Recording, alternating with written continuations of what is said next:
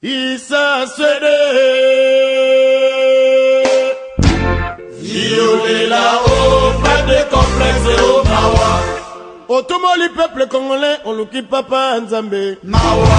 Otumoli peuple africain, oluki kolo Nzambe Mawa. Binoba politicien foboyo kapasi na biso Mawa. Otumoli Nzambe Mawa. Afrique balila, Angola balila, Brazzaville balila, Nakamo balwa, Nigeria makabo, Liberia makabo, Dosala nimo, Naligita lobaka sina ikobanga nino. Naligita lobaka sina ikobanga prison mawa mimi namboka kubo. Naligita lobaka sina ikobanga nino. Naligita lobaka sina ikobanga prison ami pose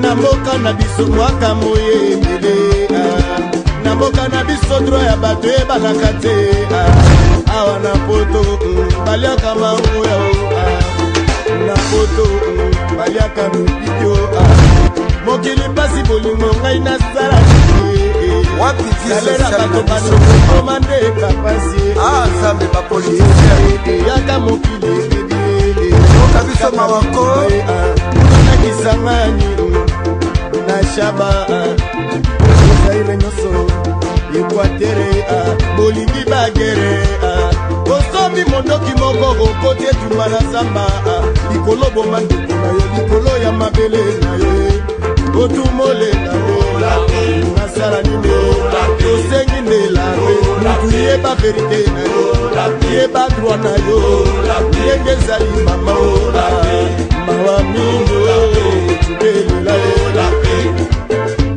awa trop peuple congolais mawa depuis colonisation bande kona ngai ezalaka esengo mingi pona nini mwana musala population de Flavien ayaka chaque jour kobeta masolo ya Congo bande ko balandi na émission to solo lango émission na bino population wapi ndeko Flavien take mwana musala population akendaka partout bande ko bazalaka na besoin na ye soki bomoni nga na kitambo boy ba ete na kitambo bazana besoin na ngai soki bomoni ngai neti na kolaka bino ete mokolo lobi na njili bande kwa njili babengi ndeko Flavien balobi ete ezana malgache moko asombi terrain akomi ko bengana ba congolais asombi terrain akomi ko nyokola ba congolais est-ce que asombaki to asombaki te ezana bato bazo batela ye na sima mokonza mboka lobaki na discours na sur l'état de la nation justice mboka esengeli ezala pour la population pour la peuple mokonza mboka betaki c'était pour na koloba likambo tali sécurité ya ba congolais bande ko na ngai muto bangisa mutu te tozana Congo parce que Congo za mboka na biso foto to sa mibeko pe faut accompagner biso soki ezali ke na bacongolais na baétranger ndenge tomonaka bando pakistanais ndenge tomonaka bachinois balibanais bakonyokolaka bacongolais kofuta bango basalaire ya motuya te smigi ebanaka te Congo ekomi nango kaka bongo me boyeba ete mokonzi mboka aza fungoli misu efe mpe boyeba ete bacongolais mpe bakinois population bafungoli misu bandeko na ngai eza nini yango ekomi nini yango tope manga susu te bakengaka biso à gauche à droite bandeko balandi bana njili na koya lobi na kamera ya tosolo lango tokokita tomona nani akotosa mibeko ya leta te nani akomi au-dessus ya mibeko ya leta po toyeba bandeko balandi banani babatami na nsima ya étranger wana babe azali malgache oyo akonyokola population na njili bandeko njili na koya lobi na kamera bozala ebele na pesi susu mbote na bandeko na ngai oyo bakoma kokopie émission tosolo lango na RLTV na logo tango émission babandi ko copier émission na biso émission so bandika na RLTV okomona programme nyoso ya RLTV bato bakomi ko copier ko tia na internet yango na lobaki bandeko oyo bakolandaka biso basenga boy ba ete RLTV kala mingi te ekota na Canal Plus na buki ya Canal Plus pour bandeko bazana ba diaspora bazo kapeta Rolanda RLTV kala mingi te ekofungula chaîne nango en live en ligne pour la bandeko internet on a l'émission mais en attendant pour la bandeko bazo ko yiba ba ko copier bo reconnaissaka droit d'auteur ya batu bo sitaka pe ba source au bureau bozola kango donc pour la bandeko balandaka to solo lango chaque jour à partir de 21h 22h na RLTV rediffusion 8h 9h bo za la brancher pe na site o ya biso to pe na YouTube bo kota na to solo lango na ndeko Flavien Rusaki TV au beti na YouTube to solo lango na ndeko Flavien Rusaki TV okozwa masolo nyoso ya mboka bandeko balandi voilà bandeko balandi to dana sengo parce que to dana bandal Bandal le bengi nga soko troisième fois bandeko balandi. Donc bana bandal c'est Paris, troisième fois le loba benga ngai na kita na bandal pour to solo na bango parce que to solo na ngo mission population. Bana njili la roya parce que bobenga kipe. Bana kita moto zalaki na bino dernièrement. Bana matete to zalaki na bino. Mais tozoko banga na ko parce que Kinshasa za Congo te. Et c'est que baïté Congo d'après Mounene, bandeko la province Kalaming te na Luozi. Tokoza kuna na Luozi pour te baïté bandeko la Luozi donc voilà bandeko kene Congo central au Mathieu Katimai. Tokoya kuna parce que bandeko la Luozi babini micro to solo lango et c'est que pe mona ndenge nini bakabazali koleka. Na Luozi on a la fief ya mona mboka ndi mwana nsemi tokoluka pe to bakuna ezali ndenge. Bandeko balandi sans plus tarder. Bolandaki mokonza mboka saki discours na ye. Bolandaki mokonza mboka saki discours sur l'état de la nation. Ba réaction et ebele batunyo so baza ko réagir est la bande ko za opposition bande ko za la majorité bolandaki lobby bolandaki na etando na biso bande ko balandi réaction ya dynamique et opposition réaction ya bande ko INC réaction bande ko MLC réaction bande ko IDPS basangana ki na o babengi ba opposant na Fatima pour passer à la déclaration commune mais ils sanga ona ba ko benga ngoni na to zu kombote ils sanga o ko sangisa Vital Kamerhe Martin Fayoulou, Félix Tshisekedi, Moïse Katumbi, lisanga on a son nom d'autosuan au comboté bandeko balandi. Pour rassemblement, tu habites sur les rassemblement, mais c'est pas bête. Opposition politique parce que déclaration commune lobby. Pendant qu'on peut sa position, bango va rejeter discours en bloc. Bandeko opposition, bolanda ki lobby F Bazaï Bazaï clair. Bolanda ki lobby la micro nanga Marc Kabound. Bolanda ki lobby la micro nanga bolanda ki Martin Fayoulou. Bolanda ki bango bazala ki clair na maloba na bango bandeko balandi. Pendant que le bail était discours, mon condamné à l'obéli côté, à l'obéli Congo, à l'obéli Mogo. Oh, mais la majorité habite à l'obéli Moka parce que c'est que là, à l'obéli, le secteur Nyosol, secteur et la sécurité, à l'obéli qui, ma remettre l'élection, à l'obéli, à l'obéli, l'élection de Rossam, on a vu son mot, on va pas y être. À cause de la candidature, bah, tu vas dire qui est l'homme au condamné, Joseph Kabila, bah, Kinois, bah, Congolais, à cause de la candidature. Mais à l'obéli, à cause de la constitution. À cause de la constitution. Car c'est pas la bande voilà, ils allaient ambiance la population. Bah, mon micro sur le la bandal. Alors, bande balandi. N'a monopolisé parole. Et c'est que le être dans un côté bande balandi. Nazali na Charles Lo, pasteur Charles Lo. Bon, mais ça n'a pas aye pour la nini. Bande balanda kaye na bokebi. Balobine de Flavien, to kolanda mona mboka wana. Magamako lo bezali solo. Mais Sengeli a réagir. Parce que Tolani Mokonzambo Kalobi, Tolani ba politicien et opposition Balobi, il y a pasteur à Kabola Bango Nengenini. Pasteur Charles Lo Mbote. Mbote mon frère Flavien. Na habité communion comme on a population à Kinshasa na habité. Population yo ba ko lembisana na ba téléphone ko benga balandi lobi bande ko opposition ba sala ki déclaration commune. C'est tout le bango. Mais bande ko ba bengi nga misatu balobi lukela biso pasteur Charles Lo, lukela biso ye. Tolanda qui a un message à vengeance, un message oh ya maintenant le bakino to qui na délige. Mais tout le monde est opposition peut pas réagir. Est-ce que ça dit qu'on a délige té? Mais tu allez au Kinebo. Pasteur Charles. Bande ko ba kolanda. Olandi Mokonzamboka Tolanda qui était. Ndeko Flavien d'abord Nzambe oya pesa biso mabele à Congo, oya zo battre la biso. Azwa lokumu na ye, po tozana mabele na ye pe na se ya moi na ye. Ndeko Flavien, soki Nzambe apesi yo bato gérer bango et que gérer bango malamu te ako récupérer bato na ye. Ako pesa bango na moto mosusu. C'est-à-dire il faut chaque bateau, chaque organisation ba yeba ko respecter temps na bango. Parce que les camions se les kaka espace ya temps. Awa temps esili boko kende wapi. Awa temps esili boko kende wapi. Discours na landaki ya chef de l'État. Mais na bengaki yango un discours renversé. Discours renversé. Discours à Mokonzamboka sur l'état de la nation. Au bengango discours renversé. Population va Rolanda va comprendre pourquoi discours renversé.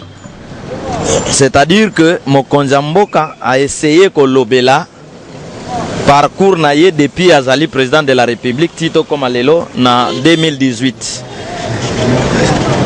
Na biloko nyonso alobaki kuna na kati biso en tant que bakambi ya milimo. Otozo benga ba sauveur, ba berger bato na Nzambe. Oyo totala katomona kandenge to bandi na mboka o de 2001 à 2018 discours o wana ezali discours moko renverser, c'est-à-dire à balanité na makambo oyo lobamaki na makambo esalemi na kati ya mboka depuis 2001 tina 2018. Tango mokonza mboka alobi na secteur ya sécurité a réussi ko réunifier mboka. Tango alobi na oyo tali maponami mboka na biso ekotia mosolo. Tango abili kama ingérence pona ko baite biso moko le sengete ko mela makambo na biso ko landa manandenge ba oyo babundela mboka lokola bakimbavita lokola ba kimbangu lokola Moser Laurent Désiré Kabila lokola bandeko ebele babundeli mboka sengeli to batela ekolo na biso yo keloko te.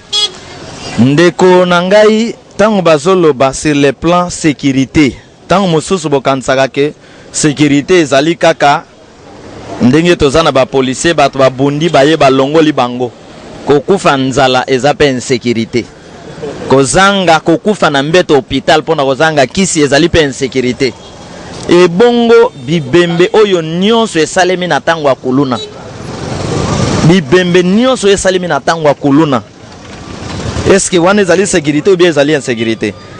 Président de la République c'est un responsable, c'est un homme mature. Ce qui te calcule nombre de morts na parcours il y a président de la République na discours na ye nombre de morts. Sécurité ngoye ko kota mokolo asali discours ou bien sécurité ngoye kota ki avant. Ko sangisa mboka o azolo ba ke ko inir mboka. Pona bango ezali po bemba zali kuna Robert kuna basali 1+4 babando kabola mbongo nde babengi yango unité. Unité ezalaka yango wana te. Unité ezali la vie que les gens ont, c'est-à-dire des hommes politiques basant la vie à bien, peuple vit à bien. C'est ça l'unité nationale. C'est-à-dire si le président a sécurisé na cortège, biso pe tozala sécurisé ndenge tozali kotambola. Soki na ndako ne mwinde zopela na makale siko kenaki mwinda pe fo epela. Soki na porta ndako ne prince kota tina kata lopango na makalo kenaki na mutuka na yo kota ki prince zate. Pona bango sécurité zali Bemba yaka, Rubero yaka, Zaidi Ngoma yaka, tosala 1+4 toka bola mbongo nde babengi yango ke basangisa mboka. Discours eza renversé. Discours ezali renversé. Bandeko balandi wana ezali pasteur Charles Lo sengeli boye bayete azali ni opposant ni muta pouvoir ni majorité. Donc azali mosana nzambe ayena message ya vengeance. Alors moi na mboka tokene na o etali social. Mokonza mboka lobi na social basali effort. Mais lelo pe bandeko ya majorité balekaki pona ko bayete ndeko Flavien. Tout na bandeko yoso bazako boya ba effort oyo mandat mokonza mboka Joseph Kabila sali.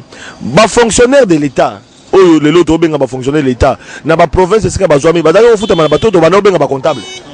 Soki mbongo longo awa ekei ko futa bato na Équateur ekei ko futa par exemple bandeko nanga na Walungu na Sud Kivu.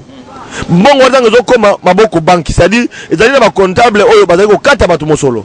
Ba jama bazali fictif. Mais lelo yo fonctionnaire a komi kozela le 21 le 23 le 24 net lelo yo le 24 déjà ba fonctionnaire bazwi mbongo parce que to mona ki ba mususu déjà ba mendeli ko kine ba banki.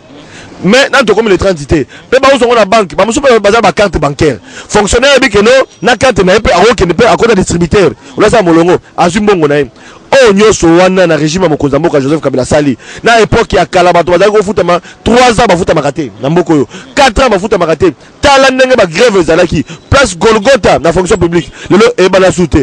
Bino pe boko reconnaître yango te. Ata yo pe okolo ba keno discours renversé. Mona mosana nzambe. Félicitations pour balongoli mbongo na maboko ya ba comptable ba kotisi yango na kati ya banque. Félicitations. Mais pona nini mbongo yango alongwete na 90,000 na 120,000 pour akoma na 500,000. Tala esika bakoki kozali sous félicitations ya koleka.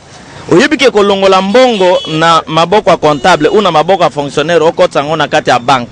Et cause à la paix stratégie à gérer bambongo ya bato. Sur le plan politique, ils appellent stratégie parce que ba ko bloquer pe mbongo na yo kuno okeyo ko zango te salima na ba banque mon so ça vous a témoin ba fonctionner ba comme olela. C'est-à-dire félicitations mbongo comme na banque mais montant yango combien? Après combien de temps mbongo e mati soki 1800 francs, 1800 francs na mbongo o ba fonctionnaire na biso ba zwaka.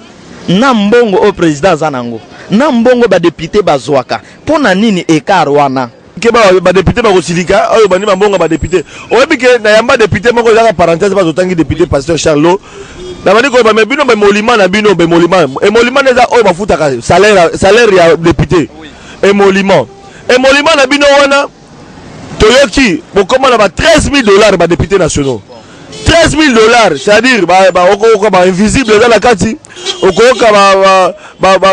dans la kati, prime dans la kati. 13 000.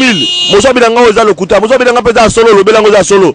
Mais kasi na mbongo wana tolia kango sauter parce que biso ba député tokoma okunda bibembe. Tokoma ko sala ko tia ba câble ba courant, tokoma ko sala même mbongo wana, toza ba charge belé. Okomona que 13 000 wana lemso na ndako na ngati fait ni mwana dia ka 2 000. Boyebisa ngai. Député ake kunde bembe. Député akunda ke bembe te po azana bolingo a peuple. Akunde ke bembe na intérêt ya voix. Na intérêt ya bolingo a peuple te. Combien de députés tozana na bango na bandal? Biso nyonso na bango tozalai ba bola. Peuple a décidé na bandal ba pesi bango ba voix. Député a comme député, comme ministre, comme riche, a kimi peuple wan. Ce qui ont moni député lelo. Bazozonga parce que campagne yango zo ya peuple fungola miso ba oyo bo pesa ba voix ba kendaka. Yambalo il faut to la vote sanction. Yambalo biso population en tant que mona musala population en tant que journaliste était na oloba. En tant que mona musala population de Koflavia o linga kabino to lembi pe ko lebela bino ba micro. Donc yambalo il faut voter sanction, voter la vote sanction pour na nini. Bo voter bato baza utile. Bo pesa ba mandat, ba député ba glissa ba ça le côté. Ata koloba ata loi mon côté. Là où talibino ma population. Ba député provinciaux. Na moi peut ba interpeller Kimbuta te. André Kimbuta bazali capable de interpeller par rapport à makamelo le kanavila Kinshasa. Likama fulu. Mais ce qui va interpeller mon solo tamboli. Bon fungola miso. Ndeko Flavien. Au lieu kuto kende na vote sanction ndeko Flavien, tozo kende na sanction élection. C'est-à-dire élection ezalate. Parce que deux personnes, deux groupes bazana ko tia désordre. Majorité na opposition. Alors il faut sanctionner des bango mi balé. Bandeko. Parce que a sujet mosusu. Majorité na opposition ba ko tia mbutu. Engelo bani. Lokola opposition andimaka majorité te. Majorité andimaka ba opposante.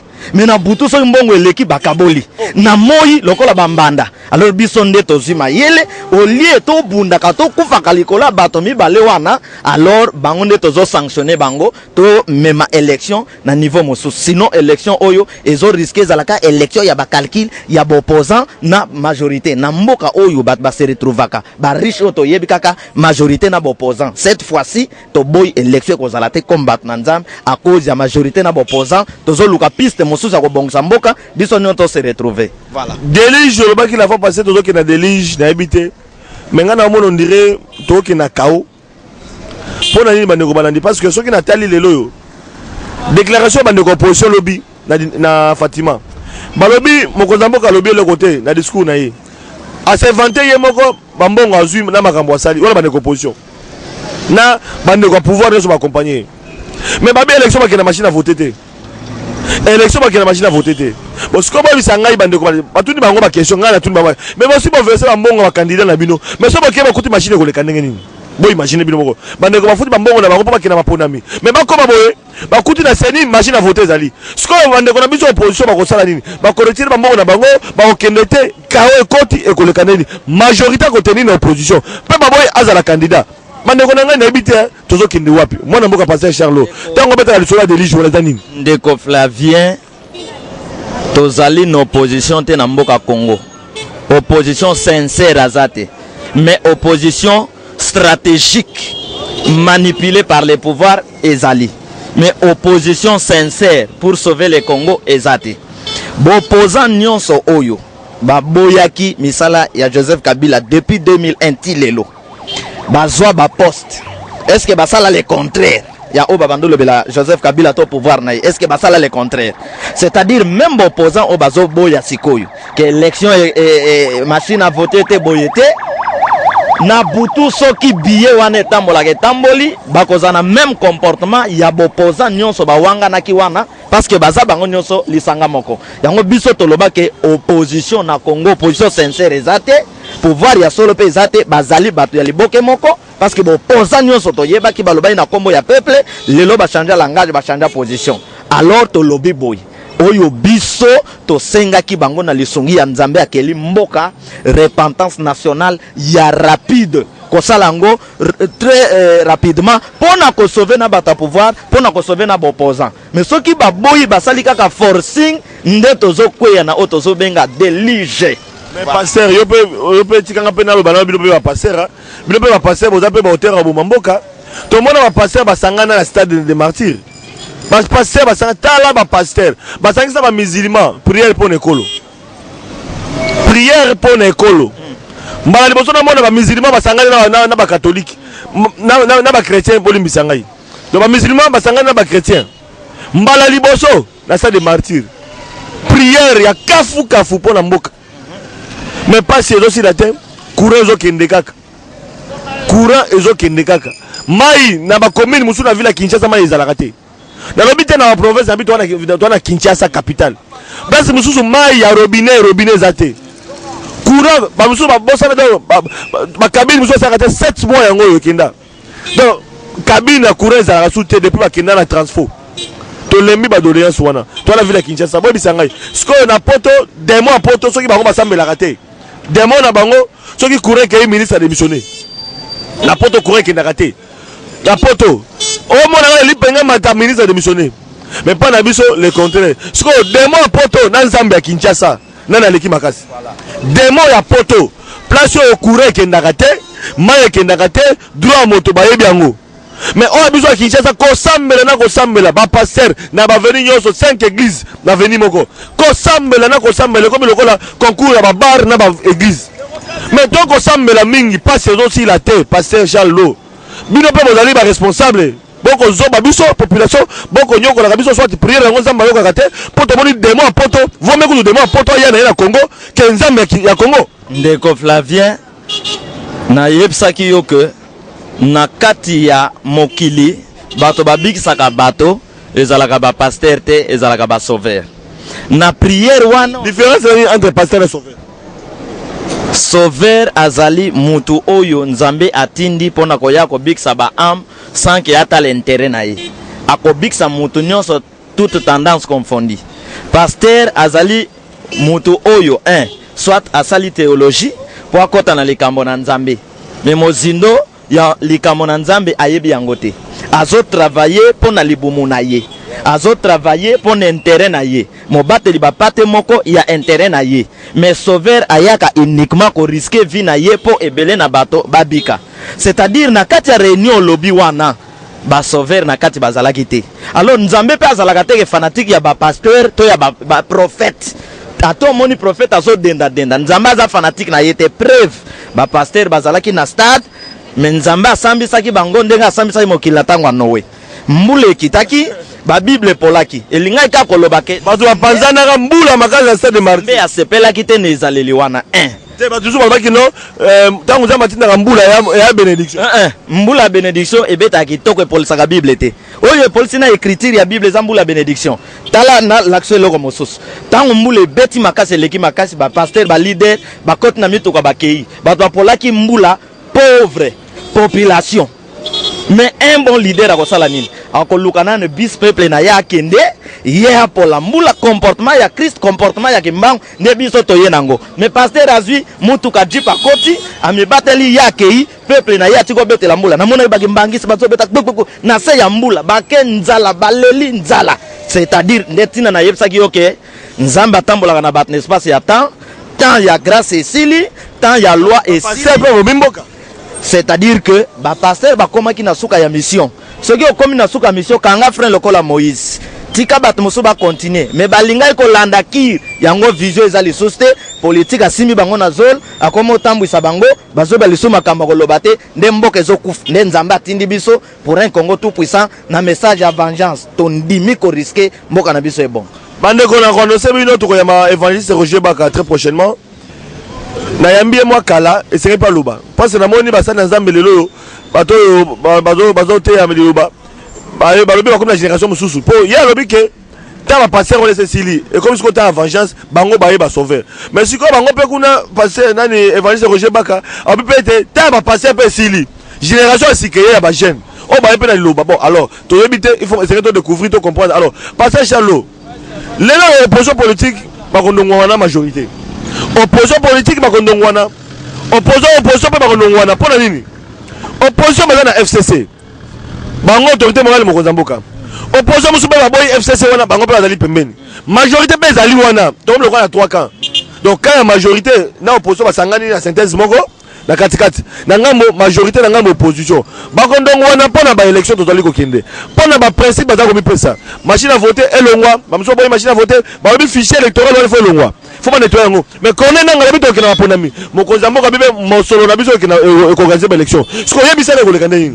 gouvernement apesi mosolo seni alobi tokena machine opposant alobi toboyi machine wana o fichier électoral wana te seni alobi tokena fichier électoral wana yebisanga sikoyo poto wana ekosuka ndenge poto akokani na poubelle na tango poubelle elekaka mingi hôtel de ville asalaka nini azwaka mituka azwi poubelle akebwaka ngo kuna na nzela mo babenga ngo Canada côté ya Kinkole Canada nzela mo babenga ngo Canada kona babwaka ba poubelle na sepeli olobi poto wana ekoleka ndenge nini nzambe akozwa poto akekobwaka ngo na libulu pour que nzambe na nzela ya bato a créé lolenge mosusu ekosala ke Congo ebonga tala ndeko na ngai eza système ya zemi soki zemi koksi 9 mois mamo lingolinga te mwana komaka na posa abima omona ba mama mosusu bakendo kobota na nzela parce que mwana komi na souci abima délivrance ya Congo eposani ekomi na porte manduke lingelinga te bopoza balinga te bopoza batiaka mbriema na pouvoir pour que ba considérer bango enfin que ba kabola mosolo mais baboza la population tina yo opposition baboyi population c'est pourquoi biso to décider to lobby que na opposition na pouvoir alors bango nyos il faut ba vanda mopanzi soki bandimi repentance nde wana tokotonga mboka ensemble soki baboyi repentance alors bango nyos bazaka moko opposition ezate pouvoir ezate bango nyos bazalika moko ozoloba wake ndambo ya opposant bakoti na FCC tant bakoti na kati ya opposant wana bamiso baza ba premier ministre ti okomi na niveau ko koma premier ministre on monte que ça touche pouvoir esimbisi yo et donc ti e commission wana bando tuna yo bando lobani yo kuno bando lobani c'est très bon parce que tiens le bablo donc opposant baza la FCC ils allaient touche kuna bango tuna bango tuna bango wanda ko lobani ah pozo lobani quand ndenge ba tio na poste wana o comme ozalaki opposant comme ministre intérieur ozalaki opposant comme premier ministre ka poste vandi wana président kasi bongisa kasi o mando finga ngaki Joseph Kabila oyebi ba opposant ndenge baloba yango awa sikoyo na minute oyo baza conscience ezobundisa bango alors makelele nyoso zoyoka ya opposant na yebike ya mwa malamu motema bolingo bazali mais ba oyo zoyoka ke ba opposant eza makelele yo babengaka ya wenze po bakota kuna bakabola mosolo biso to boyi nzambe aboyi peuple aboyi ekosale mabongo te tokokende na oza volonté ya nzambe kino délivrance ya mboka ezo salema kino délivrance ya nzambe ezo salema alors bande comme ça lobi que c'est que tout ça la ba jeune et c'est que la 12h passer yo za mosala nzambe yango c'est que tout na yo et c'est que na 12h moko to mona pe à l'époque mona mboka Moïse Katumbi asenga prière pona mokili pona Kikongo bande ko bafuka baka basambela pas cécilité bon sikoyo ba passer muso ba lobi que non et c'est que la Congo na 12h bato ba observer jeune na tongo balete et comme na 12h losambo discours wana ba combattant ko poto balinga yango te po bazo beta ba passer na poto bana blague te donc bande ko na biso bana poto balingi ko ba sola bino ba passer te yo zo te yawa mais so ke kula le mususu yo pe ba beta yo yo te ngaso na ke kuna na kosala campagne très bien naza grand leader na ngonga oyo muto aina spiritualité ya développement na kati ya mboka Congo do so siminga osimi nzambe c'est-à-dire que bazako simba ba oyo bazali ba traite ba oyo bazali ko boma mboka Moïse Katumbi asenga ki prière abongwana ki po asenga prière pona ko senga prière il faut obongwana pona ko senga prière pona ekolo il faut obongwana c'est-à-dire que l'homme politique oko proposer ko senga prière mais il faut mona bato ya molimo o nzamba pesa likabo ya kotambwisa loko wana na nzela na bangonde baloba likambo etali prière asenga ki prière pona likambo nini bon asenga ki prière ngo pe basalaki ememaki biso wapi to sala pe prière à 3 jours awa mama na biso livre asangisa ba pasteur babandolo ba mwasi à côté ate mwasi à côté sala boyete maman livre asangisa prière ba pasteur baya basala prière résultat nango to zwanine c'est-à-dire que tokenena na makambo nzamba olinga te vio toza komene ya mabe ya égoïsme ya injustice ya bapomba nzambe alingi yango te po nzamba yoka losambo na biso tokanga frein tokende na repentance soki repentance ezate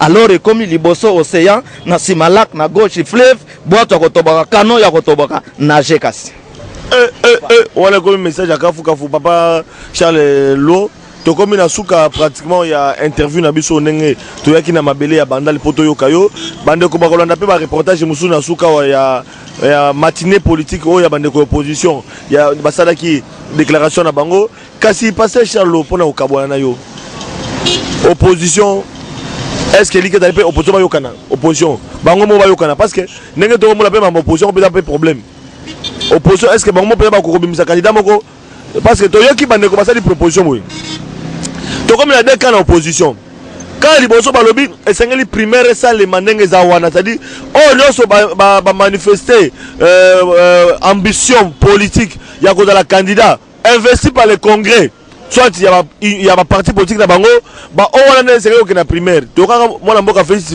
Tshisekedi alors ba kete pona yeza dada primaire za ngo dada do ba beto ngo pété mais bande ko bosso habité to ko ne bongo te to déposer nanu to déposer ba mbongo na seni caution na biso à $100,000 to déposer ba dossier na seni ba dossier ko la valider après requête na bango la cour suprême ba oyo ba ko la retenu ndeba ça la primaire parmi bango maintenant boko ba keno esengeli na seni ba déposer après cour suprême bo la retenu ko e ko le kananga nini et créer frustration na carte opposition to zali na posa na ngote population zali na posa kimia population li sonne comme l'opposition oyo alternance esengeli ya moi la musala population le bien découvrir le bien population na biso basi balembi bazali na posa ya alternance na mboka bamona mokonzi ya sika bamona makambo ya sika po mboka kende liboso na ma énergie ya sika c'est-à-dire muto zone bonga na énergie ya sika na vision ya sika mais siko ba mboka opposition to ko senga na bino bo sangana boyokana mais ko le kananga nini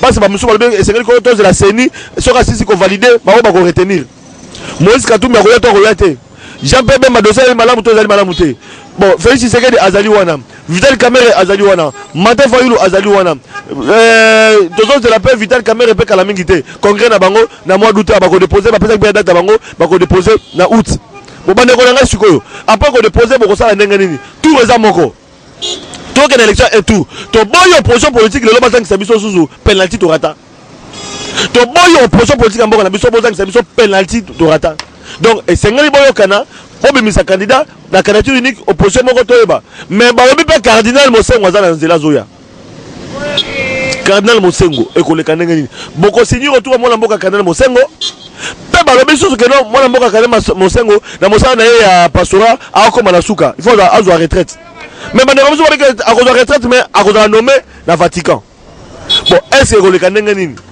voilà passé Charlot on répondre à point de vue pour nous ça Flavien omoni nyonso lobby eza embouteillage na bandal eza makasi embouteillage na terme spirituel to benga ngo conflit eza makasi c'est-à-dire na lolenge wana rien ne peut marcher mboka Congo eza mboka moko très compliqué atoza mayele sozi kitya bokonzi wana soki esprit créateur ya mboko oyo elati yo tokosala eloko te quel que soit mayele na yo quel que soit manduki na yo quel que soit lolenge na yo c'est-à-dire eza mboka moko na ngonga oyo na bolingo ya nzambe nazoloba tokanga frein tosala repentance nationale même opposant bazoloba wana ta bapesi bango kiti wana bakosala eloko te même bata majorité bazo denda wana soki bapesi bango place wana bakosala eloko te basali 17 ans tala eta ya mboka bakanga frein bayokela basakoli bayokela baprophète bakanga frein to vanda tout autour ya table to solola sincèrement to tubela masumu to zwa direction ya kokende po mboka na biso ekangolama soki te ekozala ba plus riche bazokoma ba plus pauvre soki te ekozala oyo nazobenga mikolo lumbe mwete lumbe mwete des gars lumbe mwete ndeko Flavien bakanga frein ba o ba olinga élection ba yebi eloko ba bongisi ba o pe bazoboya élection ba yebi biloko ba calcul bango bazanango na Congo opposant ba yeba ke soki o lobby mingi o attaquer pouvoir bakobenda yo makamwana esi esili omoni face tozo kendawa soki ba boy mboko ebong et comme vani na kita bokonjo zui bibon sur place au kangami au zui courant au kangami au kufi parce que je vous dis trop c'est trop eza mboka moko ezwa de message ya nzambe oto ozo intimider ba message pas d'intimidation ozo intimider bango kasi ozo bangisa ba baba oh regarde moi ça oh regarde baloba ah nzala zo bisa passer ba nzala Eko Flavien nazo yebsa yoke wato tonga yo nazo yebso ke phase to koti eza phase moko éliminatoire nzambe azali conseil nazo pesa babanga nzambe akela Congo mutu ayana diamant na mbongo na poche na yazate babanga nzambe akela Congo soki bayoka nzambe te bayoka ye na nzela na biso bato bakopike ba crise likola kiti wana alors lokola kiti yango yo etikali vite to kiti eza vite kiti ya bokonzi na Congo eza vite to vanda mutu mayele to vanda to solola avant ezala trop tard dialogue lisusu repentance nationale. Attends, tu bien un dialogue, mais tu bien repentance nationale avec les hommes de Dieu. Est-ce que repentance nationale, bah monsieur bazali, bah catholique, bah monsieur musulman, bah monsieur d'abord un état laïque, bah monsieur bazali, bah loge, bah franc-maçon bazali, bah rose chrétien bazali, bah message général bazali, donc tu as état laïque. Est-ce que repentance nationale c'est le manin? L'état laïque, problème est ça, il y a des dénominateurs communs c'est le Congo. Dénominateur commun c'est Dieu. Na Amérique pe ba religion ezali. Mais ba trône ya bamboka tambola gate na puissance ya religion. Et loko wana ba boye ba tende spiritualité à développement biso to yenango. C'est-à-dire que ba religion ezana bamboka nyons na Chine wapi. Mais trône ya mboka tambola gate ne loko wana. C'est-à-dire que il faut qu'on venda. Politique, il faut cibler de responsables spirituels pour corrompre bangote. Qu'est-ce que nous devons faire na minute yo? So qui te ba plus riche bazo comme ba plus pauvre biso tozo mona so bango ba mona gate biso tozo mona to vanda tout autour ya mesa to solo la so qui to boy nzambe azo appliquer force na ye ndenga appliquer ngo na Israël pas appliquer ngo na bamboka mosusu voilà loko na ko yebsa yo voilà bande ko balandi wana zali message ya passer Charlot message ya motu bomoni pourquoi bobengaka bande ko beleta babenga babi ndeko Flavien to landi discours mo konzamboka mais to zela bande ko opposition. Bande opposition pe lobi basali discours na bango déclaration commune il y a opposition politique. Babité benga passer Charlot. Aba ki sapato yo kaye. To yo kaye yango bomoni to na bandal. Na bosenga na bino population ngamo na musala population. O bolo bande do salaka. Ndenga mo pe na lobi bande ko na biso na njili. Bande ko na biso na njili ba lobi za na malgache moko azawana. Aso miso ki terrain so ki le pango so ki balabala akanga ko benga na ba congolais. Na mboka na biso makambo ezalaka kati lelo étranger na mboka tala bande ko na betala bino lisolo tokendaka na mikila bapaya tokenda mboka bapaya soko ozali étranger ko se sentir kaka étranger bande ko na biso ba congolais ba changer ba nationalité ba bombela bino te tozaka bango na poto tomonaka bango tovivre na bango bakomi ko préférer kutu ndeko na ngai na sanga relo ko na changer nationalité na sanga relo il faut natika ngaka congolais mais na vivre na nga awa poto eza passe mais dengo zo mona biso na peau noire okomona oza congolais ozali français ozali belge mais moninga no belge mundele a moloka étranger moninga no français a moloka étranger ata oza nationalité moko na Amérique na mixage ya peau et comme moi mais batikala ba noir ba fonction mosusu pas Obama a valorisé la culture na biso a valorisé ki biso ba muke donc pour la koloba boy bande ko balandi mais kuna na mikila poto aucun ressources médicaux biso ba étranger na mboka na bango to futa ka cher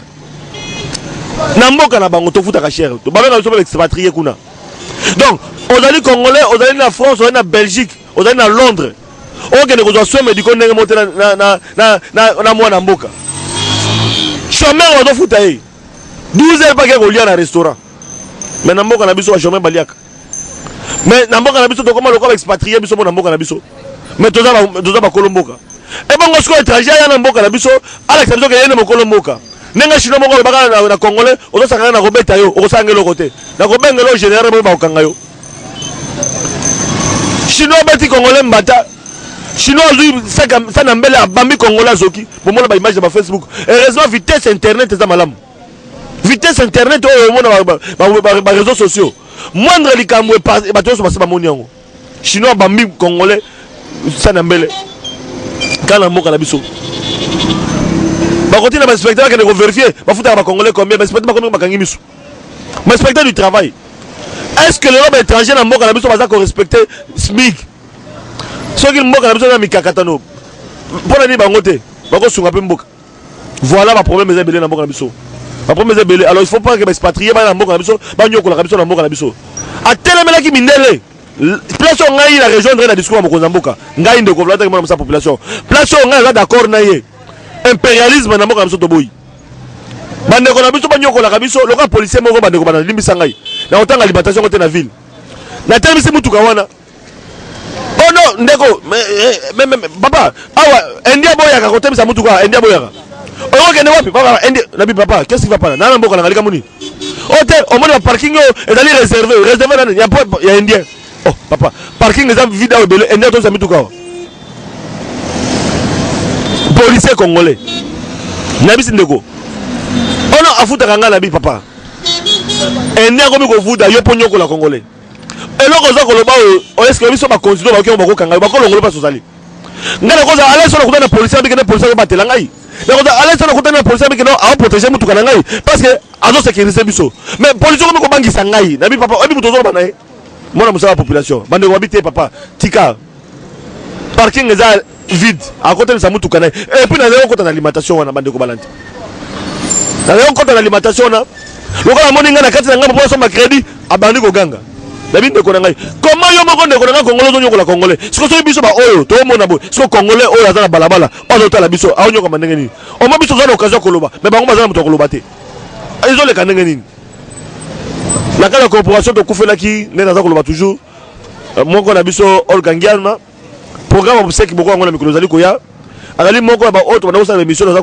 korapele na équipe na biso tozalaka ngai ndeko Eliezer ndeko Florine Mbenga mama Bobette na mama Olga Ngiama émission suka tosalaka ezalaka émission Frank Diongo na mwana mboka Frank Diongo émission suka tosala mama Olga ezalaka yango wana na pesi Frank Diongo mbote na prison Makala donc lelo mama Olga Ngiama azali te akufi suite à une courte maladie programme obsèque bokoyeba bango bandeko bakolinga balela na biso tokolela na bango ndenge tomesana kolela mais boyeba ete corporation ya biso bato oyo tosalaka bémission ya lingala tokufeli bakolo masolo tokufeli mais azali moko mpe ya baoyo adefandaki émission ezalaki Congo mboka na Congo web matondo mingi na bino bandeko oyo bokobenga bokosoutenir biso ndeko Flavien tomoni moko na yo akufi ekosalaka nga mpe bien ezosalaka bien mpona komona ete tozali na population tozali na bato baza kosoutenir biso parce charlo tozokabwana na yo mpo tokende mpe kobeta masolo ndenge tomesana kobeta na mwa bareportage ya mike mpo bandeko basepela. Je pense que mes condoléances na ngambo na bino par rapport ya liwa ekomeli bino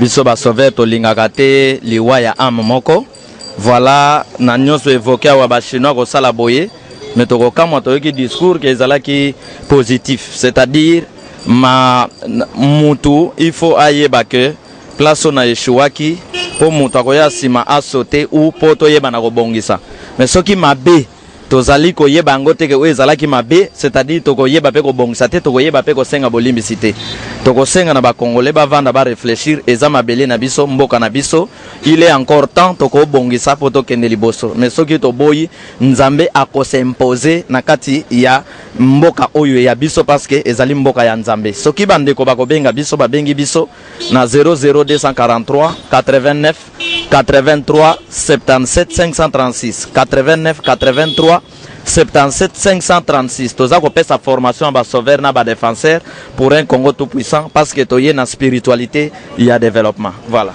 bandeko balandi wana to kabwani na pasteur Shalom matondo mingi oko konte musana na yo voilà naza ko continuer pena ko bandeko balandi bolanda ki déclaration ya dynamique opposition bolanda ki déclaration ya MLC bolanda ki déclaration ya bandeko oyo ya ensemble bolanda ba déclaration c'est-à-dire basaki déclaration commune kuna tozali na Fatima ya motoka bwana tolanda ba reportage oyo.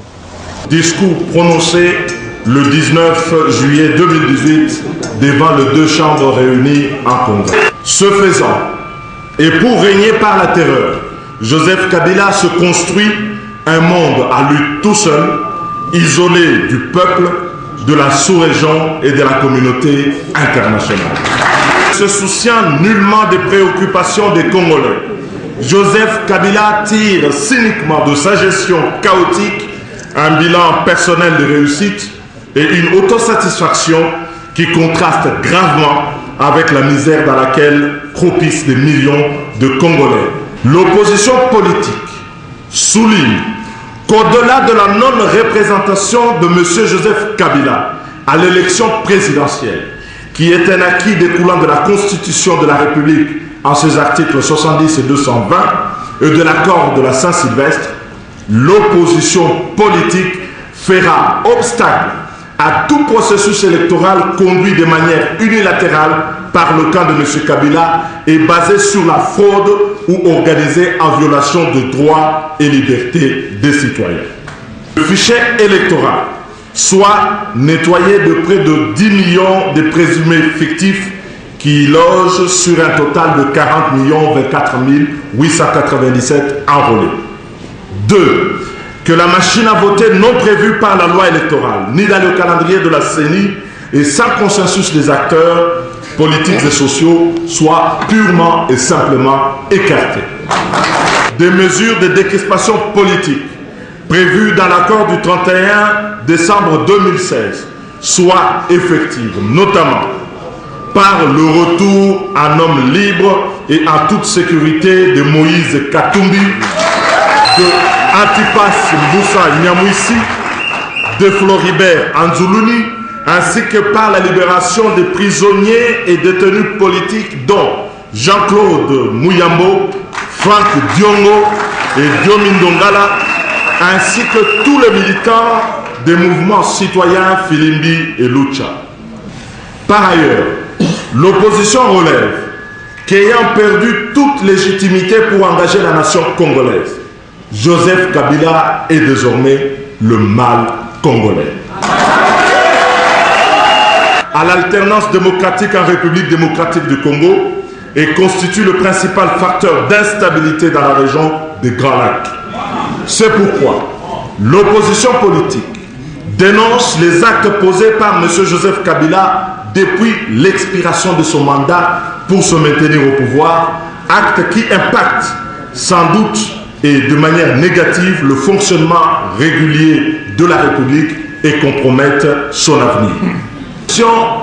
Appelle le peuple congolais à mettre fin à la passion criminelle de Joseph Kabila pour le Congo qui précipite le pays vers le chaos et à faire obstacle par tout moyen, y compris le recours à l'article 64, à toute velléité de se maintenir au pouvoir.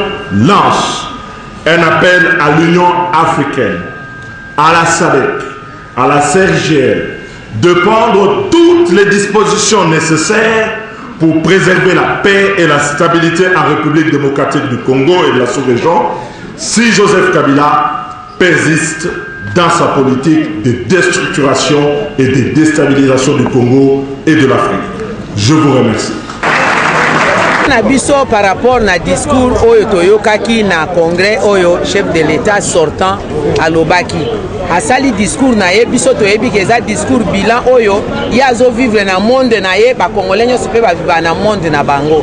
Po ndenge azobeta kutu masolo ya ba salaire ya bato ye moko a comprendre te ke calcul oyo asali amiteki koteka. N'est-ce pas?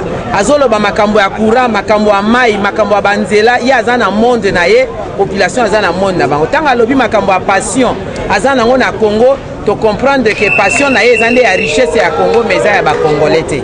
Yango na toyaki kopesa réaction na discours oyo, biso opposition nyonso dans l'ensemble, po toyebi ke biso nde tozali alternative crédible.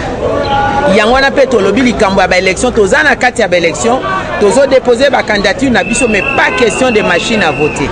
Tolingi pe makamba ba reporter pe azana droit ya ko postuler pour la 3e fois. Sinon, de toutes les façons, tu as un problème que article 64 de la Constitution est zanango et puis si droit na Congolais sont y compris pour défendre Mbo. L'opposition dans son ensemble puisse éclairer le peuple et donner de grandes orientations, parmi lesquelles nous avons dit clairement ici que nous continuons à faire le nôtre toutes les exigences que et la communauté internationale, la SADC et le peuple congolais continuent à faire, parce que la crédibilité du processus électoral n'est pas que l'affaire de l'opposition, mais ça préoccupe au plus haut niveau la communauté internationale comme l'ensemble de notre peuple.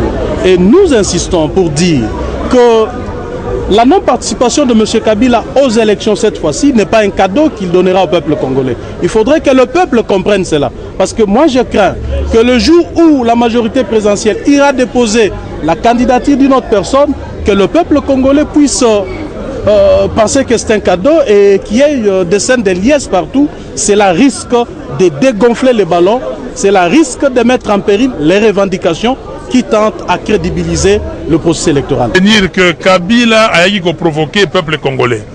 Kabila azali atana likanisi côté pour le peuple congolais. Kabila a présenté bilan il y a 17 ans, il y a 20 ans, il y a Afdel. Maintenant bilan on a dit que le peuple congolais est là à malamu, aza kola malamu, aza kolata malamu, aza ko se soigner malamu. Ya makambo lokuta et yango to lobi boye. Non. A lobby on a passion ya Congo.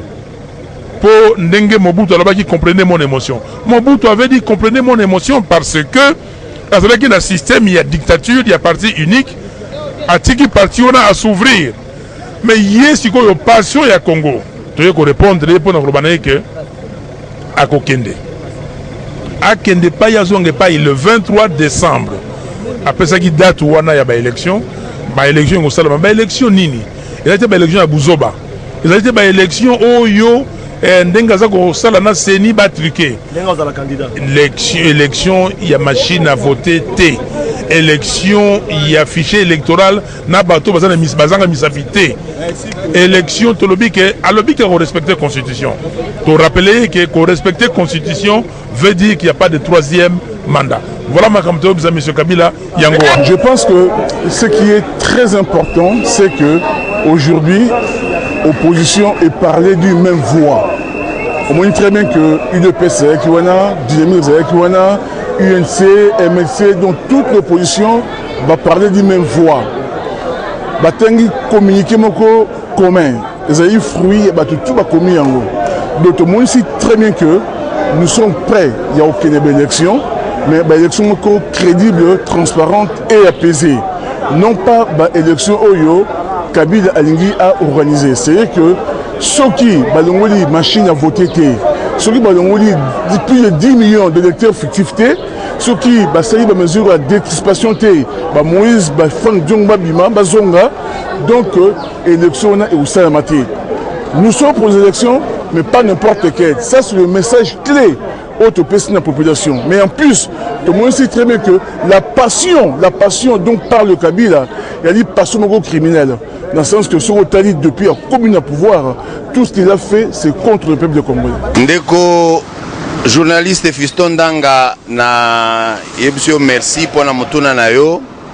Olingyo yeba pour na nini opposition mobimba. Et sangana ki lobby pour na kosala déclaration tosala ki na Fatima. Eh bien, eloko aliboso esengeli boyeba. Sur le plan sociologique, membre bomonaki ya opposition bazalaki kuna nde bazo pratiquement représenté presque population na biso mobimba. C'était la majorité plurielle oyo ezalaki représenté na Fatima lobby pour répondre na déshydrata ya monsieur Kabila oyo a indigné peuple mobimba. Monsieur Kabila a eu une fois de plus occasion ya kopesa peuple mobimba kanda. Monsieur Kabila na discours na ye devant applaudisseur na ye devant baoba mesani kobeta maboko après kobeta maboko kobeta na ban bazeli lipa bazeli communion devant batuana makamboyo monsieur Kabila bimisaki a indigné a pesi kanda a décevoir peuple na biso mobimba parce que eloko babanda kozela ezalaki wana te. Monsieur Kabila, bien que biso na dynamique, to reconnaissaka ye jamais en tant que président de la République, parce que biso toyebi na 2011 muto azalaki voté, eza papa Etienne Tshisekedi de heureuse mémoire, Monsieur Kabila azalaki proclamé par Ngoy Mulunda, eh bien, aza président par défi. Et Sengelaki, à cette qualité-là, devant Congrès, alobela bato babanda kozela avenir politique na ye, bato babanda kozela à répondre sur machine à voter, bato babanda kozela à répondre sur fichier oyo ezana 10 millions d'enrôlés sans empreinte, bato babanda kozela à répondre sur ces questions brûlantes oyo est risqué ça la été élection est à la crédibilité élection est à la apaisé. Malheureusement yé abimaki libanda masolo aye po ala kisa ndenge nini yaza na passion ya bomengo Congo du moment que ba congolais bazo croupir dans la misère, ba congolais bazo souffrir likolo ya mauvaise gestion ya monsieur Kabila. Régime monsieur Kabila nde saliete ba congolais bakufa, ba budu dia Congo, ba congolais bakufa na Kasai, ba violaka ba congolais tout le temps à l'est, ba bomaka ba congolais chaque jour à l'est likolo ya gestion ya mabe ya monsieur Kabila o eza saliete sécurité ezate. Voilà pourquoi lobby opposition sangana ki na Fatima pour répondre parce que tozalaki indigné. Boyebi na niveau ya dynamique aujourd'hui niveau ya opposition mobimba toza pratiquement na langage moko posa na biso que alternance ya solo et salema. Pour qu'alternance et salema esengeli opposition est gagné. Pour que opposition est gagné esengeli tocha ba chance nyonso ya réussite na kana biso. Pona yango, c'est pourquoi nous envisageons kozala na candidat moko. Cela n'est pas impossible, d'autant plus que Bissonyon Sotoza conscient d'une chose, souffrance ya peuple et Zoouta na présence ya M. Kabila à la tête du pays. Voilà pourquoi nous avons tout intérêt pour que oyo régime ya Mouibi et Kweya.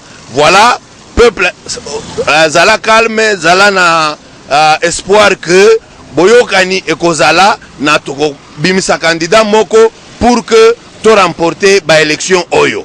Voilà bandeko balandi bolandi ba réaction ya batu autour ya discours ya Mokozamboka, autour ya déclaration commune oyo ya opposition politique. Ngana bino tokuta lobi na sangwa sika kasi to beta sete pona bandeko oyo ya masine ya njili babengaki caméra ya to solo lango toko kita kuna poto ka malgache wana ayoko nyokola ba congolais ezali ya solo to lo lokuta. Donc on est vérifié. Ce peut dire seulement parce que la population va vivre single baluba. Aux émissions population, bakolobato kabango di Cameroun ezali ko leka na njili. Voilà bandeko balandi émission babola, émission na bino ba congolais, émission bandeko nyoso elongo na mona musala na bino ndeko Flavien équipe mobima ya to solo lango ndenge bozola na biso na mikila poto à partir ya YouTube na biso to solo lango na ndeko Flavien Roussaki TV pona bandeko bazako iba yango na to salel bango pe YouTube na rapide parce que congolais sengeli azo pe référence en attendant RLTV kota na Canal Plus en attendant RLTV et fungola bino chaîne en ligne en direct pour nous avoir programme nyoso ndeko Flavien sungi ba congolais na YouTube wana pour moi rappeler occasion ko landa masolo nyoso ya to solo lango donc na YouTube to solo lango na ndeko Flavien Roussaki TV au koti ozuma solo mboka voilà bandeko balandi moi mingi tozaki nango yango na équipe mobimba to kaboni awa lobi to kuta masolo asika kasi ngo boyeba ite na caméra tozalaki na mona mboka juriste tozalaki pe na mona mboka fiston na o etali montage vidéo pour to merveille toto pe équipe mobimba ya RLTV to mosanité Patrick oyo azana technique to mosanité Feli pona régie tozana William tozana Aimé tozana Francis pona bandeko nyoso pe ba mesana ko na biso sengeli boyeba ite tozana coordonnateur Kali équipe mobimba ya RLTV et PC ba congolais mbote merci plus pour la confiance pour presse na télé réalité chaîne à peuple zongi ndenge vous allez ko na biso vous allez ko benga biso na mikila poto vous allez très pressé pour na biso na canal plus topé na ba YouTube kala mingi te RTV ko se pesa bino bande ko balandi mingi ko zali ya ko lobezali te to kaboni awa lobi masolo sikana bande ko mosusu matondo mingi isa swede violela o pas de complexe o mawa. Otumoli peuple congolais, oluki papa Nzambe. Mawa. Otumoli peuple africain, oluki kolo Nzambe. Mawa. Binoba politicien foboyo kapasi na biso. Mawa. Otumoli Nzambe. Mawa. Afrique balila. Mawa. Angola balila.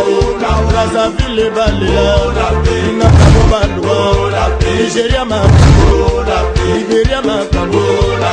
Dosala nimo. Basi. Nalingi nalobaka sina ikobanga minyo. Nalingi nalobaka sina ikobanga prison eba. Mawa mimi na mboka kubo. Nalingi nalobaka sina ikobanga minyo. Nalingi nalobaka sina ikobanga prison eba. Fami pose na sani na mboka na biso mwaka moye mele. Na mboka na biso droit ya bato ebakaka te. Awa na poto baliaka mango ya na poto baliaka mipikio. mokili mpasi bolingo ngai nasala salela bato banokoma nde kapasi nzambe bapolitisien yaka mokili oka biso mawako nakisangani na shaba ezaire nyonso ekwatere bolingi bagere osomi mondoki moko okoti etuma na zamba likolo boma nduku na yo likolo ya mabele na yo otumole na yo nasala nini tosengi ndelabe mutu yeba verite na yo yeba droit na yo ndenge ezali mama mawa mingi